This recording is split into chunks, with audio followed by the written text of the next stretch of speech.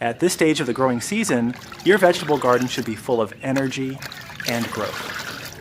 Tomatoes are ripening, cucumbers and zucchini are producing nonstop, and crops like peas, beetroot, and radish are developing quickly in the soil and on the vines.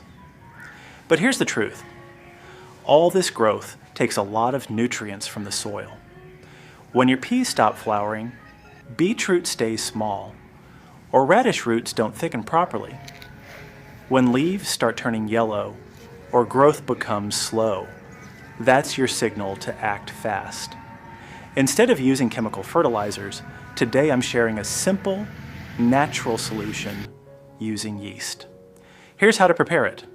Take a 5-gallon bucket, add a handful of white or brown sugar. In 6 to 8 liters of warm water,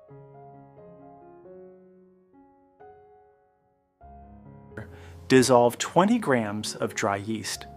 Mix everything well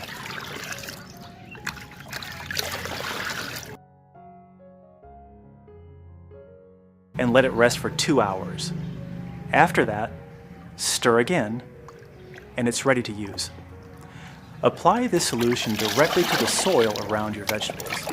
Use it immediately after preparation. Do not store it. Always make it fresh. So why yeast?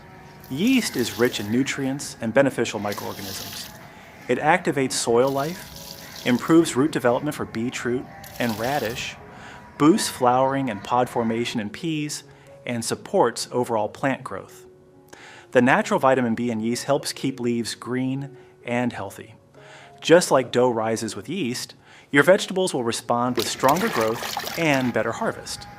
Use this solution 2 to 3 times during the season, especially when plants need extra strength.